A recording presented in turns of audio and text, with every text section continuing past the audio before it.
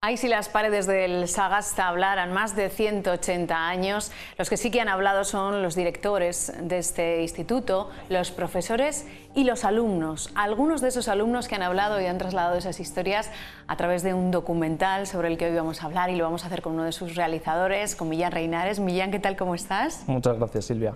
Pues sí, el documental este de 180 años del Sagasta, en conmemoración por el aniversario del centro, lo realizamos yo y mis compañeros del grado superior de Iluminación, Captación y Tratamiento de la Imagen el curso pasado, y la verdad que fue, digamos, como una especie de trabajo como de final de curso, pero que se realiza durante todas las evaluaciones, quiero decir, y la verdad que fue un proyecto bastante bueno para nosotros, quiero decir, a la hora de ir realizando los distintos, las distintas fases que hay que seguir para realizar un proyecto audiovisual. 180 años, no es nada fácil resumirlo, no es nada fácil contarlo. Habéis estado con protagonistas y habéis trasladado también en imágenes, a modo de ese documental, lo que ha trascendido, lo que iba a ser un trabajo de final de curso, como señalabas tú, a un documental bien bonito de lo que es un edificio emblemático, una institución emblemática en esta ciudad y en esta tierra. Por ahí han pasado grandes nombres, grandes alumnos, grandes profesores.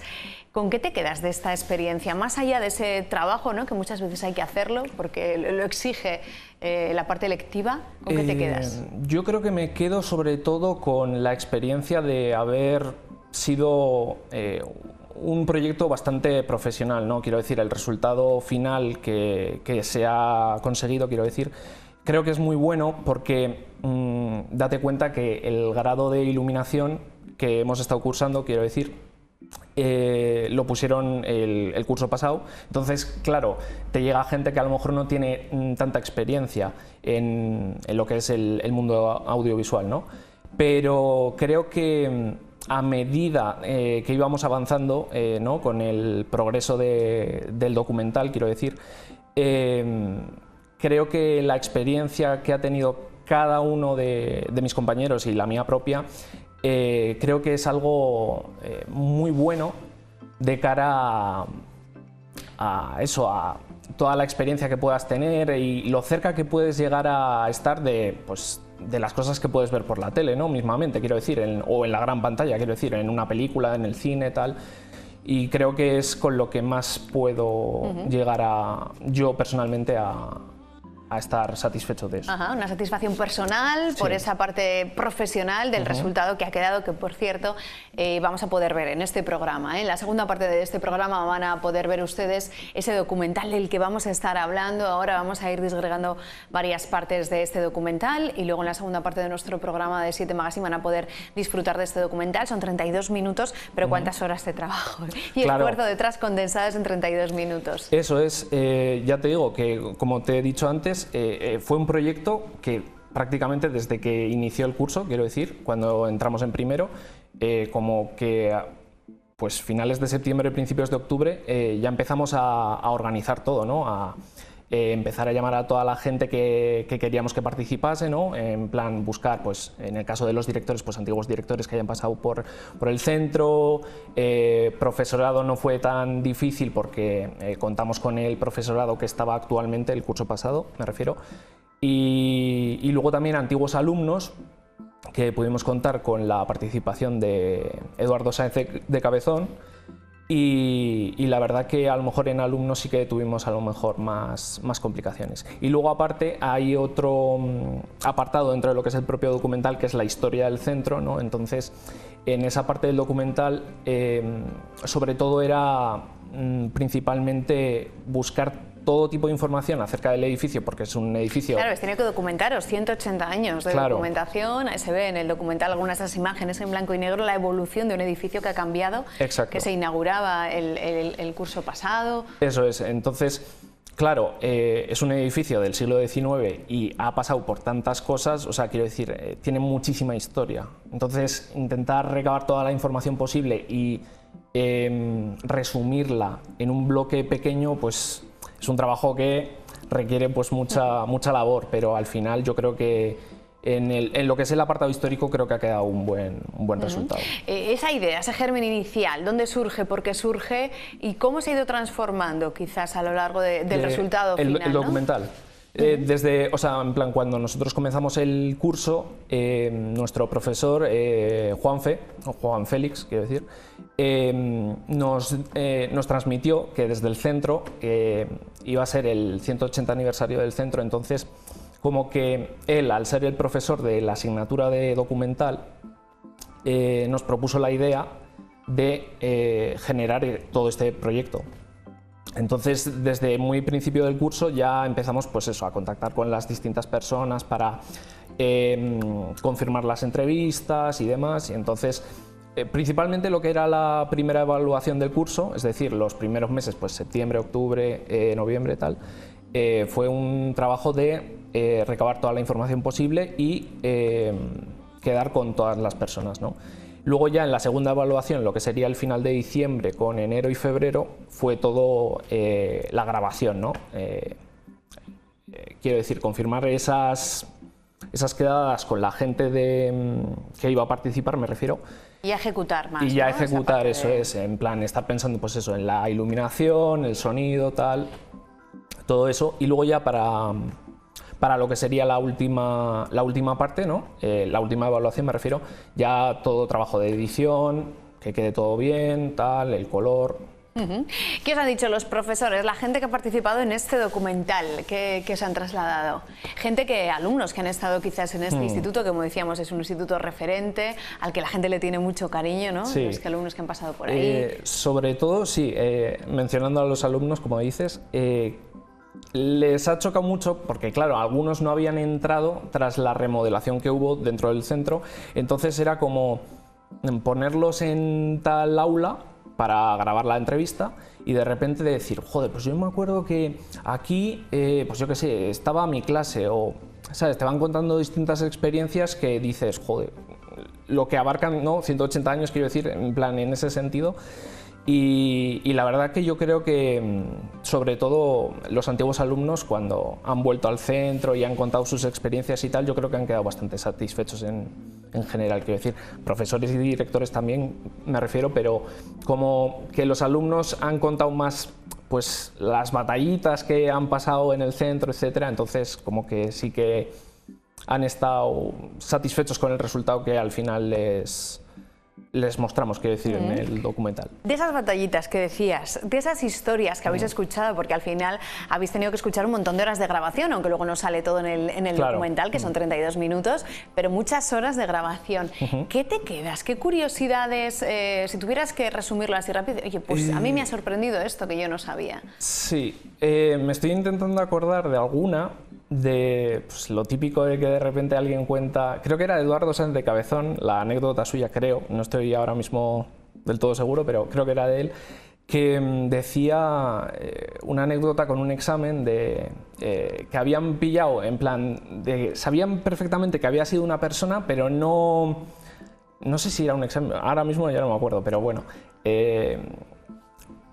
El caso es que acusaban a alguien, tal, no sé qué, pero no salió el verdadero culpable de ese hecho y se echó la culpa a otra persona para que, ¿sabes? Como para salvar a la clase, por así decirlo. No me acuerdo exactamente de la anécdota. Escenas de clase, ¿eh? Sí. Que alguna vez ha pasado en muchas clases, o de que ha copiado uno, pero por no ser el chivato y destapar a esta persona, aquí no se levanta el pastel. Exacto. Y salimos todos indemnes de esta, ¿no? Bueno, pues claro, decía yo antes, si las paredes del Sagasta hablaran, si esas aulas hablaran, la cantidad de gente, de profesores, escucharemos en el documental como algunos de ellos han entregado su vida a la docencia.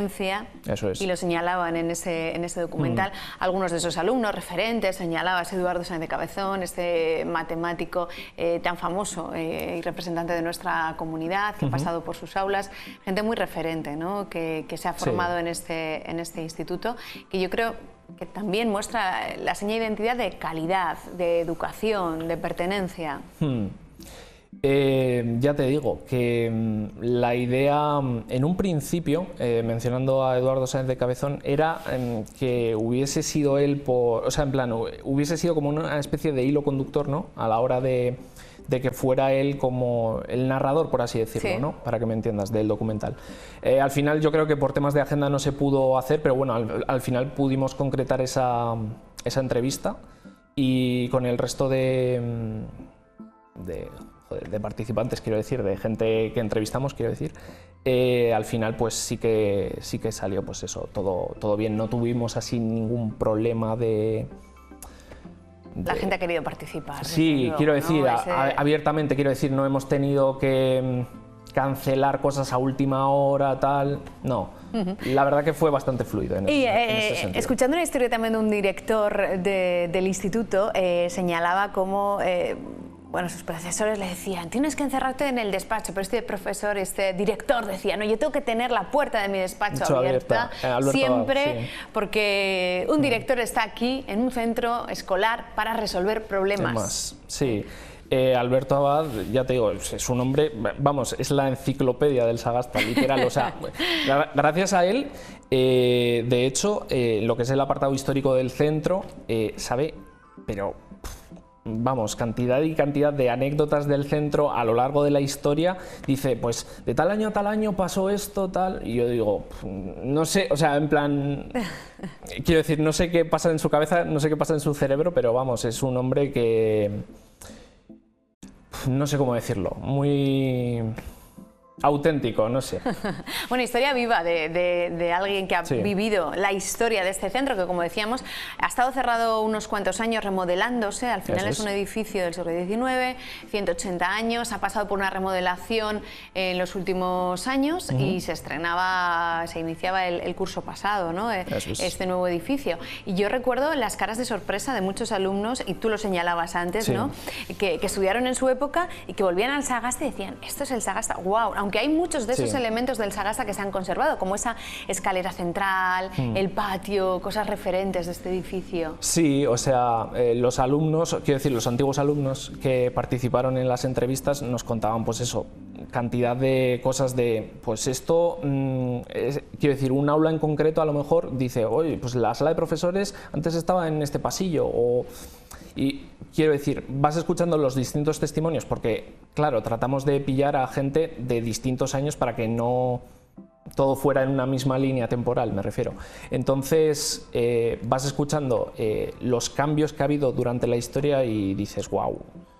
Es lo que te he dicho antes, quiero decir, 180 años en un centro pueden ocurrir muchísimas cosas. Fíjate, en el título lo dice, ¿no? 180 años de tizas, por ejemplo, cuando ahora ya las tizas casi se han sustituido por las pizarras. Ya es rotulador. Pizarras electrónicas, rotuladores, pues fíjate, un detalle, ¿no? Como pueden ser las tizas que en su época se utilizaban dentro de las aulas y que ahora ya han pasado, pues como tú decías, ya inexistentes, ¿no? En muchas de estas aulas. Yo creo que no hay... Ya ni existen, fíjate, yo lo atrás... Centros con tizas, lo atrás que me he quedado yo, que aún pienso en las tizas, no, que me imaginaba que era residual, pero ya claro, con estas pantallas digitales en las que la gente recibe esas clases online.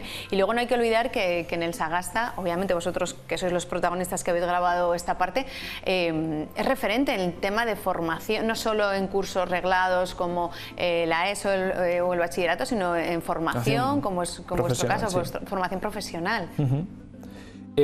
Sí, o sea, como que se juntaron distintos factores a la hora de, quiero decir, la vuelta al Sagasta, quiero decir, al nuevo Sagasta, quiero decir, tras la remodelación, y que de repente implantasen 2 grados superiores de audiovisuales, por un lado el mío, que es iluminación, captación y tratamiento de la imagen, y luego animación 3D, digamos como que es como si... No sé si destino, tal, no sé cómo llamarlo, pero como que todo ha confluido para que al final todo este proyecto que se ha llevado a cabo, ¿sabes?, en plan rollo surja, y al final pues el resultado es el que van a ver los espectadores después en la pantalla. Yo creo que ha quedado un recurso muy bonito. Este documental también pasa a ser y formar parte de la historia, en este caso historia audiovisual, de este centro educativo de Logroño, del Sagasta, el Instituto Sagasta, que es todo un referente y un emblema en nuestra comunidad. Así que enhorabuena, trasladar esa enhorabuena a todos los que habéis participado en este documental, que yo creo que os ha permitido tener esa relación con algo tan profesional como es las grabaciones. Sí, total. Tiene ese toque y ese tono profesional profesional. Ahora ya estás profesionalmente también, Millán. No sé si me había tocado alguna vez que quien te coloca el micrófono, el pinganillo, se siente también, se lo autocoloca y se siente. He roto la cuarta pared, ¿no? Muy bien, pues ha sido un placer, Millán, que hoy te Silvia. sentaras con nosotros para contarnos estas entrañas de lo que ha sido ese trabajo profesional que con tanto cariño habéis realizado los alumnos del Sagasta y que hoy vamos a tener la oportunidad de ver. Gracias, Millán, y enhorabuena. Gracias a ti. Y nosotros les vamos a dejar con una pequeña pausa y a la vuelta de publicidad no se pueden perder este documental de estos 180 años del Instituto Sagasta que resumimos y que tienen el privilegio de poder ver aquí, en las 7 de La Rioja. Hasta ahora.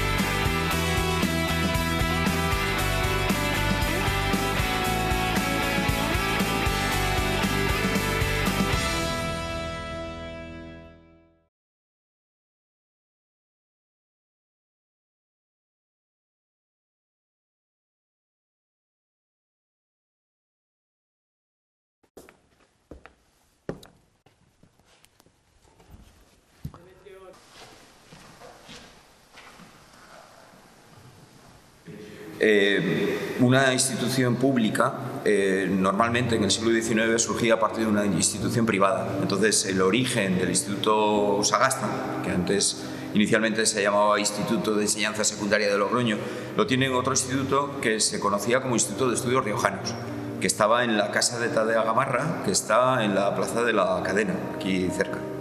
Es una institución privada. Esa institución privada se traslada en 1839 a este solar, pero en el convento de los Padres Carmelitas, un convento que se había construido en 1631, cuando se inaugura. Lo habían desamortizado y entonces utilizan las estancias para poner este colegio, que es un colegio privado, pero Espartero es el que promueve que se convierta en una institución pública. Mediante una orden del 25 de octubre de 1842 se crea el Instituto de Enseñanza Secundaria de Logroño, pero el curso no empieza hasta un 5 de noviembre a las 11 de la mañana, que es cuando se hace la inauguración, en 1843. De tal manera que este curso, el 2023-2024, deberíamos de estar celebrando el 180 aniversario de la celebración.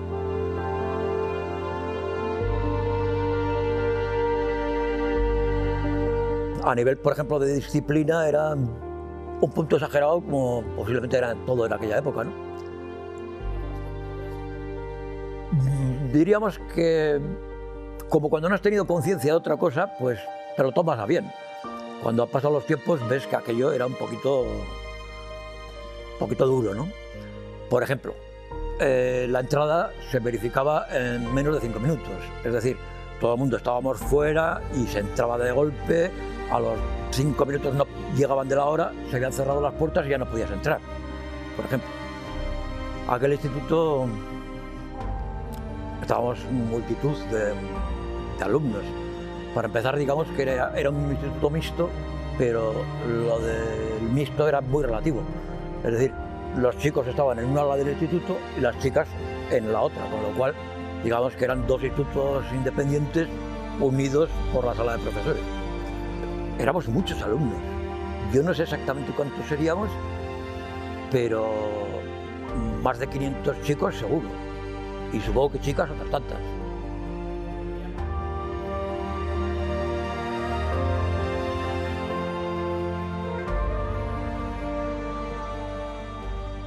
Ha cambiado mucho, sí. Por ejemplo, el instituto solo tenía 6 aulas. 6 aulas, nada más, ¿vale?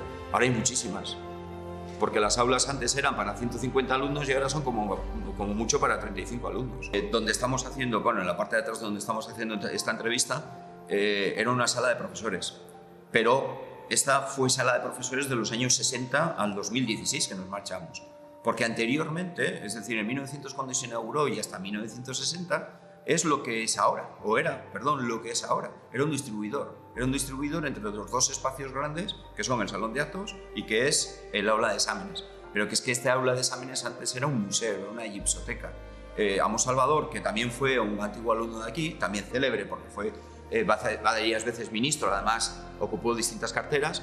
Este ex alumno del Sagasta se encargó de vestir un espacio enorme de grande, que es nuestra aula de exámenes ahora, con unas 188 reproducciones de esculturas, 87 cuadros entre retratos y distintas obras de arte. Entre esas obras de arte, la mayoría están en el Museo de La Rioja. Del nuestro lo cierto es que todos los demás, digamos, envidiaban dos cosas. Una, el gimnasio, y otra, los laboratorios, de los que ellos carecían tanto de una cosa como de la otra. Los laboratorios en aquella época, bueno, la verdad es que eran preciosos, ¿no? No sé lo que habrá quedado del laboratorio de aquel entonces, pero en aquella época eran aquellos laboratorios que tenían todavía el instrumental con aspecto de latón o de bronce, y la causa en negro, aquellos microscopios todos la causa en negro de bronce, todo el instrumental era del estilo, y todas las piezas que valían, digamos, para poder experimentar, para pesar, para todo, eran pues casi, digamos, pues lo que eran decimonónicos, eran del siglo XIX, o del siglo XVIII, inicios del XX. Entonces, bueno, tenía un aspecto casi de película. Los pasillos todos tenían un zócalo de azulejos verdes y marrones, pero eso fue a partir del año 55. En 1955 es cuando pasan de ser blancos a tener los azulejos. Ahora han vuelto a ser blancos, como eran antes. Estas escaleras eran de piedra antes, hasta 1914. En 1914 se pone esta balustrada porque la anterior era de piedra y como era un problema de forjado, para aligerar de peso quitan toda la balustrada de piedra y ponen esta. Y ponen unos refuerzos metálicos que ahora se han vuelto a poner otra vez, pero solo tienen carácter de adorno, no tienen ya su función. Un problema que tienen las instituciones es que tienen Alzheimer, es decir, Alzheimer sobre las personas. Antes me has preguntado por personas célebres, ¿no? Aquí he tenido que haber muchas personas célebres. El propio doctor Zubía yo creo que ha sido uno de los mejores profesores que ha podido pasar por el Sagasta, ¿no?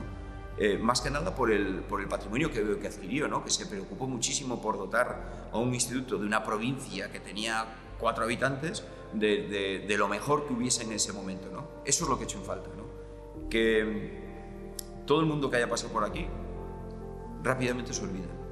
En su momento a lo mejor fueron muy célebres, pero después ya no se acuerda nadie de ellos. Eso es lo que echo de menos.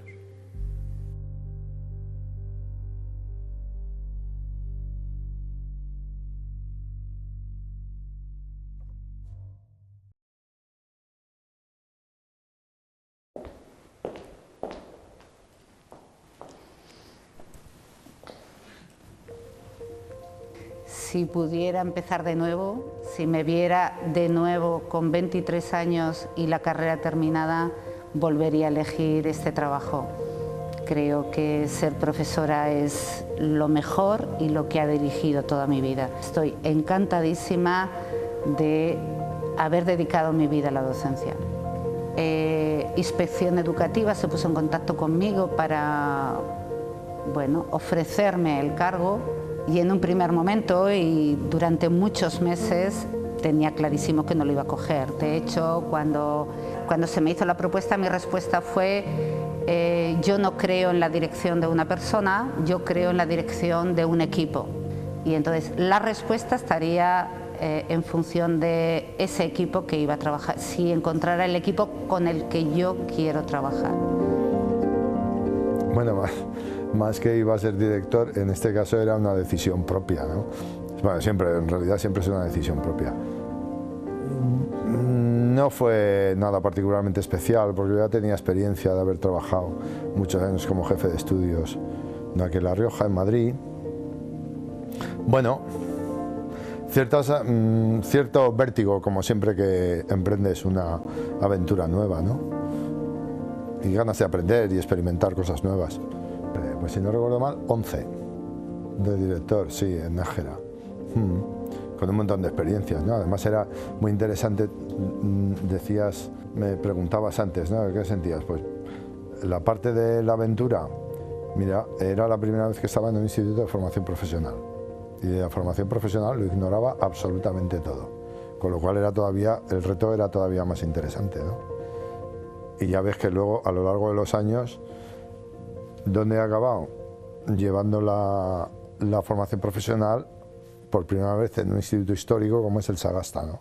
¿Por qué? Pues porque me gustó mucho y porque pienso que hoy en día el futuro de la educación pasa sin duda por la formación profesional. Pero yo la primera vez que lo oí eso fue a una directora de aquí del año 70, fue directora a María Piudo, que fue directora del año 71 al año 75. Esa señora ya hablaba de lo bonito que es estudiar cosas que aparentemente son inútiles, pero que de verdad no lo son. Nos van a formar de alguna manera. Entonces, dos cosas, confianza y que todo sirve.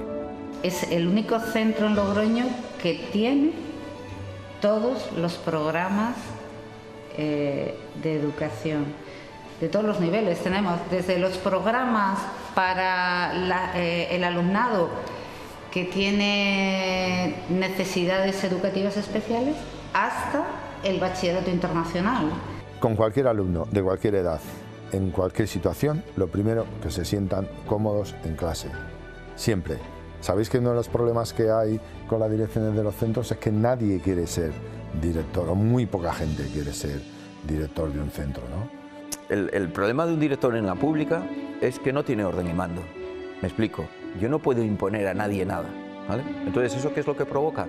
Que tienes que consensuarlo todo. Eso es bueno, pero muchas veces se termina consensuando cosas que a lo mejor al 100% no coincide con lo que tú querías. Y eso pues te queda un poquito en sinsabores, ¿no? Yo estoy más en un despacho, cubriendo todos los huecos del profesorado. Tengo más relación, por ejemplo, con el profesorado que con el alumnado. Todo lo que hago, aunque no me vean, mis decisiones, todas, absolutamente todas, van encaminadas a mejorar la vida en el centro, todas, en todos los aspectos. Cuando yo empecé como un director, aquí había un problema grave de convivencia, ¿vale? Los pasillos eran duros, y nos costó mucho cambiar eso. Las clases, determinadas clases, eran muy duras. Una de las cosas que me enseñaron cuando iba a opositar por fin a esta profesión era que nunca dos aulas son iguales, nunca dos personas son iguales. Por lo tanto, cómo afrontar, cómo resolver los conflictos, pues depende de las personas con las que te toque tratar. Hacer grupos heterogéneos, ¿vale? En los grupos que hubiese de todo, niños y niñas mejores, peores, repetidores, no repetidores, que estuviesen todos revueltos, ¿no? Que fuese diverso. Vale, con eso tratamos de arreglar la convivencia y después ya nos pusimos con el tema académico. Tiene que tener un elevadísimo nivel de empatía, porque vas a ponerte a dirigir un grupo humano, tanto de profesores como de alumnos, de personal de administración y servicios, y tratar de que todo el mundo haga lo mejor posible su trabajo y en las mejores condiciones posibles, ¿no? Eso por un lado, la parte, digamos, más emocional. Y luego tienes que tener claro un objetivo para ese centro. Tienes que saber a dónde queremos llegar, ¿no? Pero eso entiendo que es labor del director de un centro y de cualquier persona que tenga la labor de dirigir cualquier grupo de cualquier condición, ¿no? El problema de los directores es que no hay un libro que se pase, ¿no?, de un director a otro director, y además también normalmente no existe un solapamiento entre el tiempo que está un director y el que está otro. Es decir, yo cuando entré como director, el director al que precedí se había jubilado, por lo tanto no pude estar con él. De todas formas, casi todo en educación está escrito. Yo me parece que, me lo ha oído mucha gente, soy una mujer boletín, ¿eh? Yo pongo por delante la resolución, pongo por delante el decreto y ejecuto lo que está en el decreto, lo que está en el boletín, y procuro no salirme. A ver, en todas las clases, la dirección de un centro, una jefatura, no deja de ser una gestión de recursos humanos. Y cuando se gestionan recursos humanos, siempre hay conflicto. La idea es que haya la menor cantidad de conflicto posible, ¿no? Entonces, yo entiendo que mi relación ha sido, o lo está siendo mayoritariamente buena. A mí me avala muchos años de experiencia, me avala muchos años de trabajo con adolescentes. Y siempre lo que me han mandado es muy buenas referencias de los que me han precedido a mí. Entonces, ¿qué es lo que pasa? Que eso implica una labor muy gorda para ti, porque te ha caído el continuar con eso, el tratar de hacerlo por lo menos igual, ¿vale? Si puedes mejor, mejor, pero no peor. Entonces, eso es lo que me ha pasado. Y después, como experiencias de ser director, claro, yo he vivido aquí, yo creo, por una experiencia muy gorda, que ha sido la reforma del instituto. Y después, mucha mano izquierda, es decir, tienes que oír a todo el mundo, tratar de comprender a todo el mundo y tener la puerta del despacho abierta siempre. A mí me decía un antiguo catedrático del centro, dice: Alberto, cierra la puerta porque si no, no vas a poder hacer nada. Digo, ya, pero es que si cierra la puerta no va a entrar nadie, ¿vale? Y si no entra nadie, no voy a poder solucionar problemas. Entonces, un director tiene que venir con la idea de solucionar problemas y no generar, o generar los menos posibles. Aunque no generar problemas es imposible, sin darte cuenta los generas, ¿vale? Porque un director tiene que ser como el capitán de un barco, ¿no? Tiene que estar aguantando hasta el final.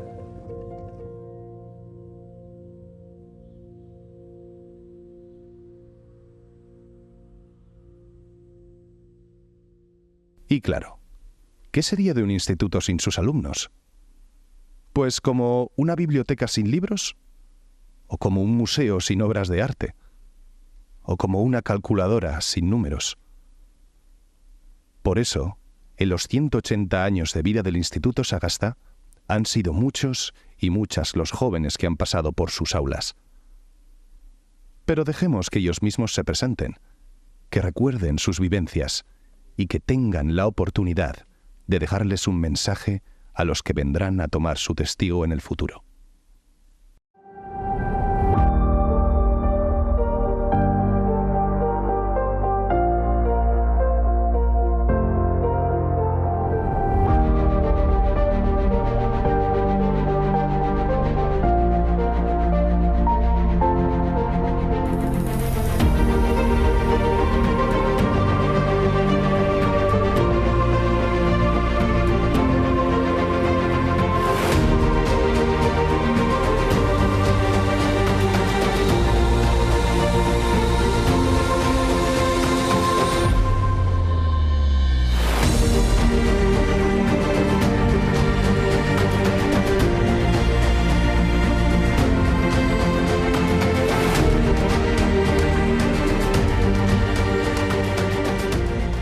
Demetrio Navaridas, La Calle. María Valvanera Gómez Leiva, del 83 al 87. Mi nombre completo es Eduardo Sáenz de Cabezón Irigaray. Pues estudié desde el 86 al 90, seguramente sería. Cursé BUP y COU. Hice primero y segundo de BUP y luego el tercero y COU los hice en el Bachillerato Internacional. Digamos que no de sobresaliente, pero sí que fui un estudiante medianamente notable. Yo venía de un colegio que era de monjas, de agustinas, entonces para mí fue un descubrimiento. Llegar aquí, compartíamos clase con chicos que no habíamos estado nunca y los profesores eran muy cercanos y nos proponían muchas cosas que no estábamos acostumbradas a hacer en un colegio pues distinto. Pero el instituto es esencialmente un ecosistema, donde además se da clase. Pero lo importante es lo que pasa, lo que ocurre ahí entre las personas, ¿no? Por ejemplo, pues de aquí recuerdo con gratitud absoluta a Iravedra, que era profesora de literatura y que desde muy pronto pues me observó y vio que yo no me divertía mucho por ahí jugando a la pelota ni haciendo el indio por ahí dando brincos y me propuso pues irme a la biblioteca con ella de ayudante de la biblioteca, en donde además podría haber libros de arte y podría leer a los clásicos y, en fin, estaría en otro ambiente, ¿no? Y además de paso, pues la servía para ayudarle un poco a ella con todo el manejo de fichas y todas estas cosas. Ella, pues cuando llegué a COU, incluso me lo puso más fuerte. COU me planteó que al día que llegaba el día del libro, me dijo: Demetrio, tienes que ser tú quien este año haga el discurso del libro. No voy a ser yo, vas a ser tú. Pues a mí me marcó mucho Ángel Olmos. Y Ángel Olmos nos propuso, yo cuando llegué a primero de BUP, nos propusieron, en vez de hacer religión, hacer ética. Yo no sabía en qué consistía la asignatura de ética, pero lo que no quería es estudiar religión, porque estaba muy rebelde, y entonces este profesor fue muy cercano y una de las propuestas que nos hizo era que nosotros teníamos que conocer a chicos que estaban en creo que era el Proyecto Hombre, que eran unos chicos que estaban intentando dejar las drogas, y entonces lo que nos propuso él era que nosotros comiéramos con ellos los viernes después de clase y nos íbamos a comer al Parque del Carmen con un bocadillo y luego salíamos un poco con ellos saliendo normal. Pues mira, había un profe de religión que se llamaba Marcos, que era un cura. Era muy bueno, profe. Era muy buen profe, un tío muy... Marcos, creo que era Ortiz de Viñaspre, creo que ya murió. Y este señor nos ponía exámenes de religión. El tío tenía sus peculiaridades, pero era guay. Nos ponen un examen de religión y entonces unos chavales que estaban como 3 o 4 filas delante mío se pasaron una chuleta uno a otro. Y se les cayó en medio. Y entonces el profe vio la chuleta en medio, pero no vio a quién se le estaba pasando a quién. Y les dijo a los dos, mira, aquí cojo la chuleta, si me decís quién ha sido, al que ha sido le suspendo y al otro le corrijo el examen y te doy la nota. Pero si no me decís quién ha sido, os suspendo a los dos. Bueno, ahí se quedó la cosa, todos chavales. Claro, todos sabemos quién había sido, porque nadie decía nada.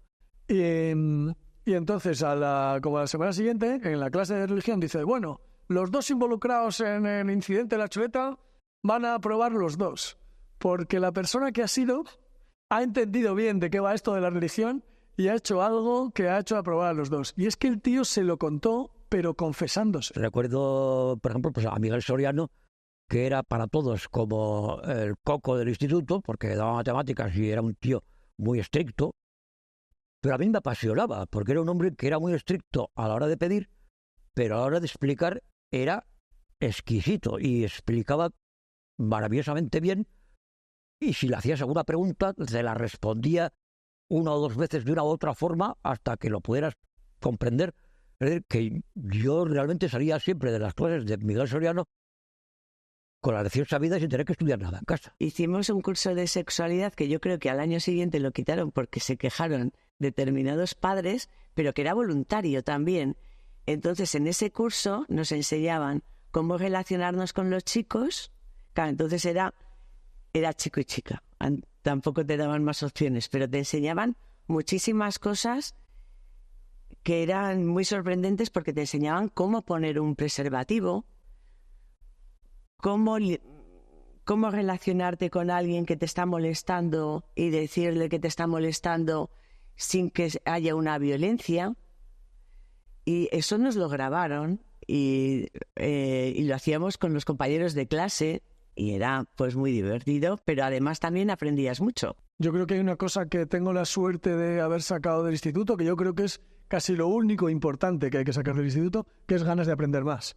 Entonces, yo tenía muchísimas ganas de aprender cosas cuando estaba en el instituto, las sigo teniendo ahora, y yo creo que esa construcción del hambre por aprender es el mayor tesoro que yo me llevo de aquí. Por lo cual, trabajar mucho, pero también compartir y vivir y gozar. Por otro lado, que no os sentéis solamente en el trabajo, que para que vuestro trabajo sea realmente positivo, debéis de saber hacer posible de todo. De todo.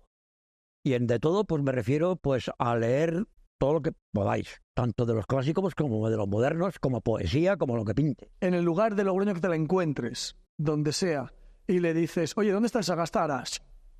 Sabe decir dónde está el Sagasta y sabe dónde es y te puede indicar dónde es. Creo que es el único sitio, el único instituto de Logroño con el que eso puede pasar. Pues yo creo que al final todos nos quedamos siempre con lo antiguo por los recuerdos que tienes. Pero el instituto ahora mismo es un lujo. O sea, es un instituto que parece un instituto, no sé, americano. Muy bueno, me parece a mí. Pues el ser conscientes de ese tesoro que yo me llevé de aquí, que está muy disponible para que todo el mundo lo tenga, ¿no? Que es salir del instituto con ganas de aprender más cosas.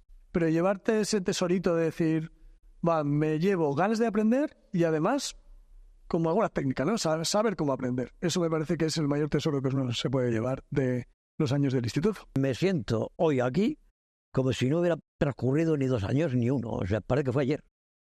Así que andarse con cuidado, vivir con mucha intensidad, porque la vida corre que vuela.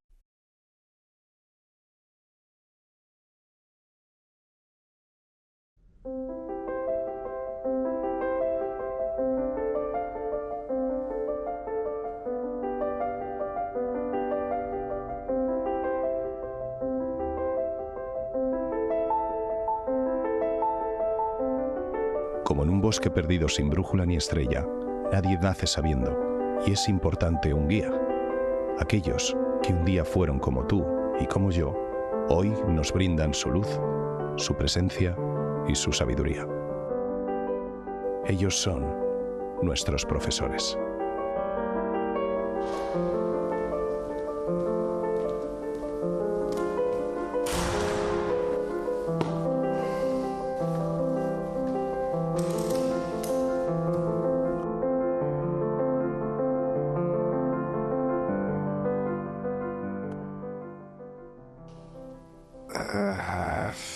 Yo antes de trabajar como profesor había trabajado de unas cuantas cosas más, porque siempre he tenido que ganarme la vida por mi cuenta desde joven. Entonces, ¿por qué acabé dedicándome a trabajar de profesor? Pues seguro que como muchos, pero en mi caso porque al acabar la carrera me puse a trabajar por primera vez de profesor en entidades privadas. Vi que me gustaba, ¿no? Y que disfrutaba con lo que hacía. Y entonces decidí tomármelo más en serio y, bueno, pues ya sabéis, prepararme unas oposiciones, ganarlas, que fue el caso, y hasta hoy. Pues vocación, literal. Yo antes trabajé en empresa y muchas veces, no, te has ido por vacaciones y tal. No, si ahora trabajo más, cobro menos y me da igual, porque es que me encanta. O sea, vamos a decir, de trabajar en empresa, directamente producir, ganar dinero, etcétera, etcétera, a venir aquí y transformar gente, ver en unos años pues alumnos que han pasado por otros centros, ver cómo ha sido la evolución, pues eso es lo que... Dar clases es el desafío. Si algo tiene de especial ser profesor, es que ningún día es igual. Ningún día es igual, ni ningún alumno es igual que otro. Por lo tanto, es una profesión que, a pesar de lo que muchos puedan pensar, si hay algo que no tiene, es que sea aburrida ni un solo segundo. Respecto a la enseñanza, pues creo que lo más singular es el trato con los alumnos, ¿no? Siempre intentas de algún modo buscar lo mejor de los alumnos y tratar de aportarles algo con el fin de que sigan mejorando y de que aquello que está en ellos, pues digamos, aflore o brote, ¿no? Yo creo que lo fundamental a la hora de dar clase es comprender al alumno, comprender las necesidades del alumno, además en todo su espectro. No solo las necesidades académicas, sino también en muchos casos, dependiendo del nivel en el que estés enseñando, seguramente el nivel emocional, de esto que ahora se habla tanto, ¿no? de la salud mental. Pues sí. ¿Cuáles son las necesidades académicas de los alumnos? ¿Cuáles son las necesidades emocionales de los alumnos? Y empatizar con ellos, mucho. Aprendes el contacto con la vida, el contacto con la espontaneidad, ¿no? Y sobre todo, pues a replantearte aquellos principios con los que venías o aquellos criterios que tú traías desde casa y que a veces la realidad te obliga a cambiar, ¿no? No es una profesión fácil. Educación te tiene que gustar. Lo que pasa es que muchas veces la gente pues apunta a educación por las condiciones laborales. Y yo desde que me metí no era así. Yo ya, como he dicho antes, pues en principio es más vocacional. Entonces, pues ahí es donde hay que ir.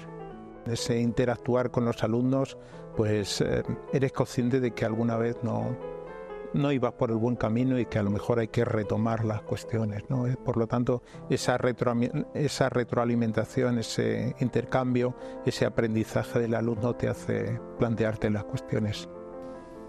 Siempre aprendes cosas de todo el mundo con el que te cruzas en esta vida. Todo lo que te pasa en esta vida, todo lo que te pasa en este mundo, forma parte de lo que eres en ese momento. ¿He aprendido cosas de los alumnos? Sin duda. Sí, sin duda, sí. La vida es un reto diario. La vida, el trabajo que hagas va a ser siempre un reto diario. Harás tu trabajo lo mejor que puedas. Lo que pasa es que si vas con algo que te gusta, pues perfecto. En este caso, lo que te digo, con esa idea tan utópica de cambiar la educación, pues yo me levanto todas las mañanas. Lo que pasa es que, bueno, hay días que van mejor y otros peor.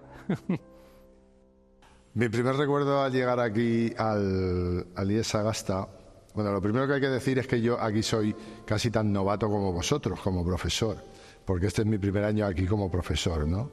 Pero realmente mi primer recuerdo fue el día en que se cerró el antiguo Sagasta. Realmente no vinimos a este centro, fuimos al otro centro, al que estaba Luis de Ulloa, y bueno, vamos a decir, con buen edificio no tiene nada que ver, y un poco pues como organización es similar a la que hay aquí. Aquel día recuerdo que estaba Alberto Abad, que en esos momentos era director, e hicimos un recorrido por todo el centro. Me acuerdo de aquello, y me acuerdo también de el tiempo, el esfuerzo y la dedicación que ha llevado sacar adelante este nuevo Sagasta, porque han sido 4 años de trabajo duro e intenso. Creo que el Sagasta atesora como edificio pues una tradición, un pasado, unos siglos, unos años más que unos siglos, lógicamente, que aportan un peso, ¿no?, a la institución. Si algo nos distingue en la enseñanza pública es nuestra preocupación por los alumnos, independientemente de dónde vengan, de quiénes sean. Creo que ese pasado, esa tradición, de algún modo está ahí también como un añadido más al sistema y como un añadido más a las clases y al proceso de aprendizaje, ¿no?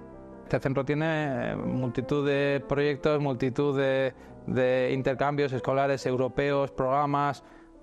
Tiene, no un exceso, pero tiene muchísimas actividades extraescolares. Cualquier alumno que venga al IES Sagasta sabe que va a estar bien atendido, que va a estar bien acompañado y que va a tener una enseñanza de calidad. ¿Una buena razón para venir al Sagasta? Vamos a cuidarlos y van a aprender con nosotros, saldrán muy bien preparados. Pero de verdad, en cualquier instituto público de La Rioja, mi experiencia a lo largo de 30 años, cualquier instituto público de La Rioja o de cualquier otra comunidad autónoma, siempre es un buen instituto.